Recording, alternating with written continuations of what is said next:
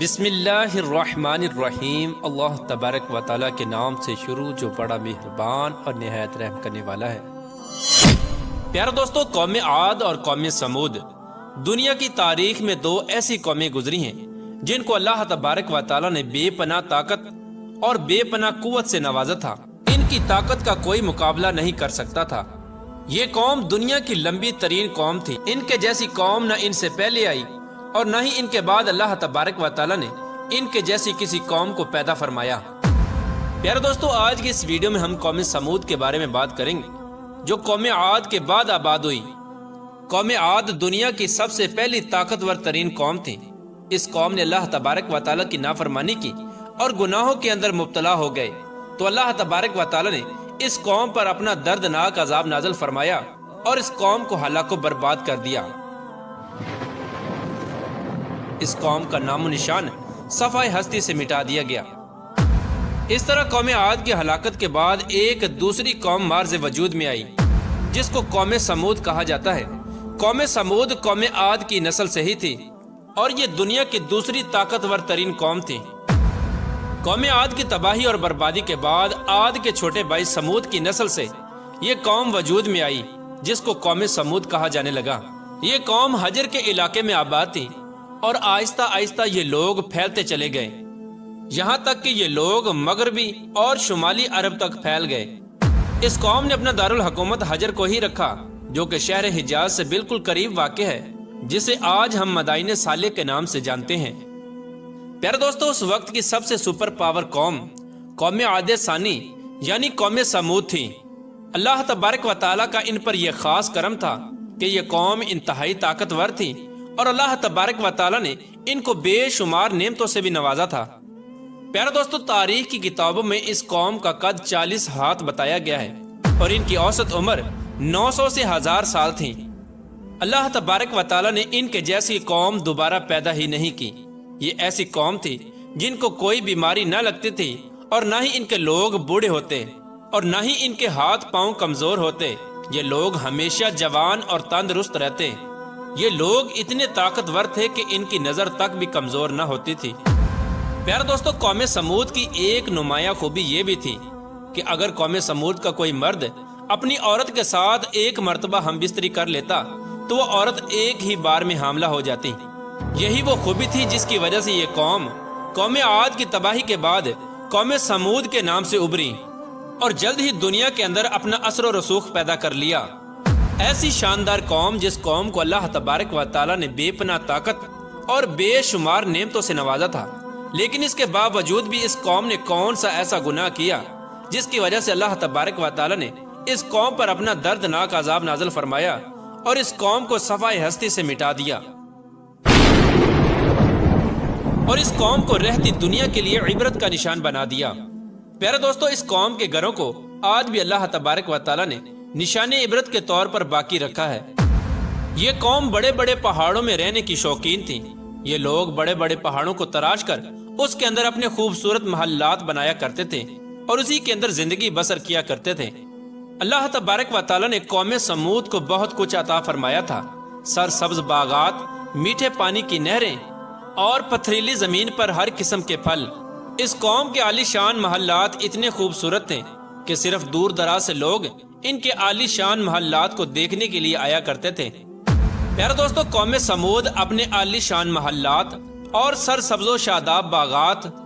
اور خوبصورت مرغزاروں اور نعمتوں کی فراوانی کی وجہ سے یہ قوم غرور اور تکبر میں آ گئی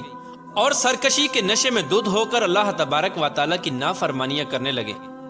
اور اللہ تبارک و تعالیٰ کی وحدانیت کو چھوڑ کر اپنے ہاتھوں سے تراشے ہوئے بتوں کی پوجا کرنے لگے۔ اور یہ بات بھی بھلا بیٹھے کہ کچھ عرصہ پہلے اللہ تبارک و تعالیٰ نے انہی کی قوم پر انہی گناہوں کی وجہ سے اپنا دردناک عذاب نازل فرمایا تھا اور اس قوم کو صفحہ ہستی سے مٹا دیا تھا۔ پیارے دوستو، اس دنیا کی طاقتور اور بدبخت قوم کی طرف اللہ تبارک و تعالیٰ نے اپنے پیارے نبی حضرت صالح علیہ السلام کو مبعوث فرمایا تھا۔ چنانچہ حضرت صالح علیہ السلام نے اللہ تبارک و تعالیٰ کے حکم کے مطابق اس قوم کو بت پرستی سے منع کیا اور اللہ تبارک و تعالیٰ کی وحدانیت کی طرف بلایا اور ایک سچے خدا کی عبادت کرنے کا حکم دیا۔ لیکن قوم کے سرداروں نے حضرت صالح علیہ السلام کو جھوٹا ثابت کرنے کے لیے ان سے معجزہ طلب کر لیا۔ اس قوم کے سردار حضرت صالح علیہ السلام سے کہنے لگے کہ آج تک جو بھی نبی آیا وہ اپنے ساتھ کوئی نہ کوئی معجزہ لے کر آیا، اگر تم اللہ تبارک و تعالیٰ کے سچے نبی ہو تو ہم کو معجزہ دکھاؤ۔ چنانچہ حضرت صالح علیہ السلام نے اس قوم کے سرداروں سے پوچھا کہ آپ لوگ کون سا معجزہ چاہتے ہو؟ تو اس وقت اس قوم کے سردار کہنے لگے، یہ جو سامنے چٹان ہے اس میں سے ایک ایسی اونٹنی نکل کر آئے جو گابن ہو اور آتے ہی بچے کو جنم دے دے، اور وہ ہم سب کے لیے دودھ دے، اور وہ دنیا کی خوبصورت ترین اونٹنی ہو، اور اس کے ساتھ ساتھ وہ اونٹنی ایسی ہو جس کا کوئی ماں باپ نہ ہو۔ چنانچہ حضرت صالح علیہ السلام نے ان سرداروں کی یہ بات سن کر اللہ تبارک و تعالیٰ کی بارگاہ میں یہ دعا کی، تو ان کے دیکھتے ہی دیکھتے سامنے پہاڑ میں سے ایک خوبصورت حاملہ اونٹنی نکل کر آئی، اور آتے ہی اس اونٹنی نے ایک حسین و جمیل بچے کو جنم دیا۔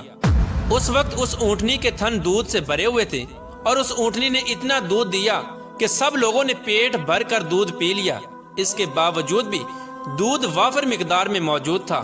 چنانچہ حضرت صالح علیہ السلام کا یہ عظیم الشان معجزہ دیکھ کر وہ تمام قوم اور اس کے سردار لاجواب ہو گئے، اور اس بدبخت قوم کے سردار حضرت صالح علیہ السلام سے کہنے لگے کہ اے صالح علیہ السلام، یہ تو سراسر جادو ہے۔ اس طرح اس قوم کے بدبخت سرداروں نے اور اس قوم نے یہ معجزہ دیکھنے کے باوجود بھی حضرت صالح علیہ السلام پر ایمان لانے سے انکار کر دیا، اور اسی طرح اپنے کفر و شرک پر اڑے رہے۔ چنانچہ اس قوم کے کچھ لوگوں نے حضرت صالح علیہ السلام کی اونٹنی کو نقصان پہنچانے کی کوشش کی، تو حضرت صالح علیہ السلام نے ان لوگوں سے کہا کہ یہ اللہ تبارک و تعالیٰ کی بھیجی ہوئی اونٹنی ہے جو تمہارے لیے ایک معجزہ ہے۔ اب تم اس اونٹنی کو اللہ تبارک و تعالیٰ کی زمین میں چھوڑ دو، اور اسے کسی قسم کی تکلیف نہ پہنچانا، ورنہ اللہ تبارک و تعالیٰ کا دردناک عذاب تمہیں پکڑ لے گا۔ معزز ناظرین، اس طرح اللہ تبارک و تعالیٰ کی وہ بھیجی ہوئی اونٹنی اور اس کا بچہ قوم سمود کے کھیتوں میں پورا دن چرتے اور ان کے چشموں کا سارا پانی پی جاتے۔ یہ ماجرا دیکھ کر قوم سمود نے حضرت صالح علیہ السلام کی بارگاہ میں شکایت کی کہ اونٹنی اور اس کا بچہ چشمے کا سارا پانی پی جاتے ہیں اور ہم کو پینے کے لیے پانی نہیں ملتا۔ تو ان کی یہ شکایت سن کر حضرت صالح علیہ السلام نے ان کے لیے دن مقرر کر دیے، اور اس طرح اس چشمے کے پانی کو بانٹ دیا۔ ایک دن حضرت صالح علیہ السلام نے اس اونٹنی کے لیے مقرر کر دیا، اور دوسرا دن اس چشمے کا پانی قوم سمود کے لیے مقرر ہو گیا۔ پیارے دوستو، جس دن وہ اونٹنی پانی پیتی اس دن وہ دودھ بھی زیادہ دیتی، اور دودھ اتنا ہوتا کہ دن اور رات میں ختم ہی نہ ہوتا، جس طرح کہ اللہ تبارک و تعالیٰ قرآن پاک میں اس بات کی طرف اشارہ کرتے ہوئے ارشاد فرماتا ہے۔ اور حضرت صالح علیہ السلام نے اپنی قوم سے کہا کہ یہ اونٹنی ہے، ایک دن اس کی پانی کی باری ہے اور ایک معین دن تمہاری پانی کی باری ہے، اس کو کوئی تکلیف نہ دینا، ورنہ اللہ تبارک و تعالیٰ کا دردناک عذاب تمہیں پکڑ لے گا۔ پیارے دوستو، اس طرح کچھ ہی دنوں بعد قوم سمود اس اونٹنی سے تانگ آ گئی، کیونکہ جس دن وہ اونٹنی پانی پیتی اس دن ان کو پینے کے لیے پانی نہ ملتا۔ اور ویسے بھی قوم سمود کے سرداروں نے حضرت صالح علیہ السلام کی اس اونٹنی کو ایک جادو قرار دے رکھا تھا۔ خیر، قوم سمود کے ایک طاقتور سردار کی بیوی جس کا نام صدوق تھا، اس عورت کے دو انتہائی خوبصورت اور حسین و جمیل بیٹیاں تھیں، ان کی عمریں 12 اور 14 سال تھیں۔ اس عورت نے حضرت صالح علیہ السلام کے بیٹے کو یہ لالچ دیا کہ اگر تم اپنے گھر میں موجود اونٹنی کو رات کے اندھیرے میں قتل کر دو تو میں اپنی دونوں بیٹیاں انعام کے طور پر تمہیں دے دوں گی۔ چنانچہ حضرت صالح علیہ السلام کی اولاد چونکہ نیک تھی، لہٰذا وہ اس عورت کے اس جال میں نہ پھنسے۔ پھر اس کے بعد اس صدوق نامی عورت نے پوری قوم میں یہ اعلان کر دیا کہ جو بھی شخص حضرت صالح علیہ السلام کی اس اونٹنی کو قتل کرے گا، میں اپنی دونوں کنواری بیٹیوں کا نکاح ان کو دے دوں گی۔ اس عورت کا یہ اعلان سنتے ہی اس قوم کے دو نوجوان جن کا نام مصدع ابن دہر اور قیدار بن سالف تھا، ان دونوں بدبختوں نے مل کر اسی رات حضرت صالح علیہ السلام کی اس اونٹنی کو ذبح کر دیا۔ اس طرح اللہ تبارک و تعالیٰ کی اس بھیجی ہوئی اونٹنی کو ذبح کرنے کے بعد قوم سمود حضرت صالح علیہ السلام سے کہنے لگی کہ اگر تم اللہ تبارک و تعالیٰ کے سچے رسول ہو تو ہم پر وہ عذاب نازل کرو جس عذاب سے تم ہم کو ڈراتے ہو۔ اس طرح اس اونٹنی کے قتل ہونے کی خبر سن کر حضرت صالح علیہ السلام بے حد پریشان ہوئے اور زاروں کی طار رونے لگے۔ چنانچہ اس طرح اس اونٹنی کو قتل کرنے کے بعد اس بدبخت قوم نے حضرت صالح علیہ السلام کو قتل کرنے کا بھی ارادہ کر لیا، جس طرح کہ اللہ تبارک و تعالیٰ قرآن پاک میں ارشاد فرماتا ہے، آخر کار انہوں نے اونٹنی کو قتل کر دیا اور اپنے پروردگار کے حکم سے سرکشی کی اور کہنے لگے کہ جس چیز سے تم ہم کو ڈراتے ہو، اگر تم اللہ تبارک و تعالیٰ کے سچے پیغمبر ہو تو اس عذاب کو ہم پر لے آؤ۔ اس طرح جب اس قوم نے اللہ تبارک و تعالیٰ کی بھیجی ہوئی اس اونٹنی کو قتل کر دیا اور اپنی نافرمانی میں حد سے زیادہ بڑھ گئے اور خود ہی اللہ تبارک و تعالیٰ کے عذاب کو طلب کر لیا، تو حضرت صالح علیہ السلام قوم سمود سے کہنے لگے کہ اب اللہ تبارک و تعالیٰ کے دردناک عذاب سے تم لوگوں کو کوئی نہیں بچا سکتا۔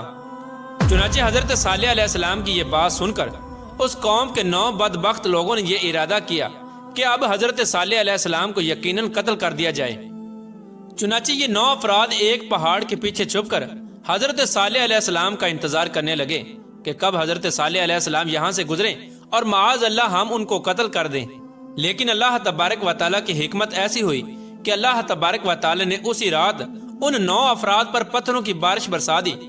جس کی وجہ سے وہ 9 کے 9 افراد ہلاک ہو گئے،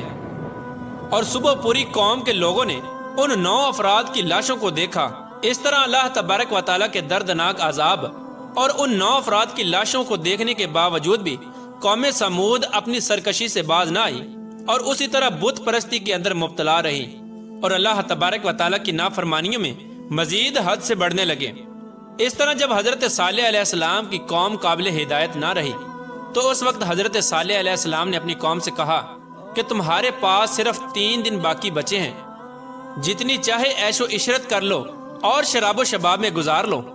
3 دن کے بعد اللہ تبارک و تعالیٰ کا دردناک عذاب تمہارا منتظر ہے۔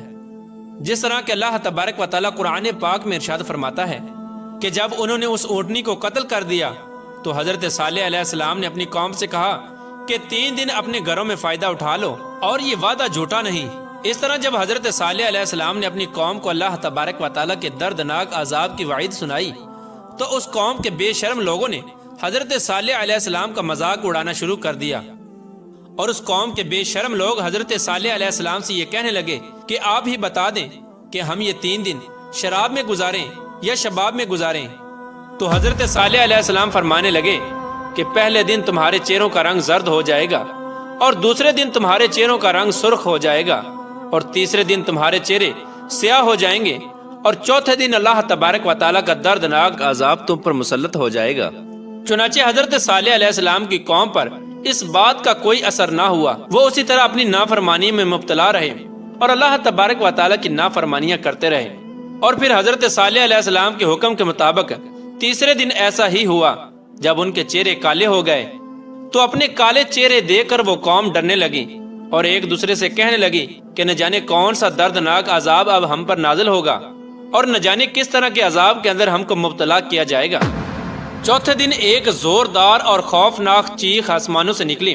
جس چیخ کی وجہ سے تمام قوم سمود کے لوگوں کے کانوں کے پردے پھٹ گئے اور ان کے دل جیسے باہر آنے لگے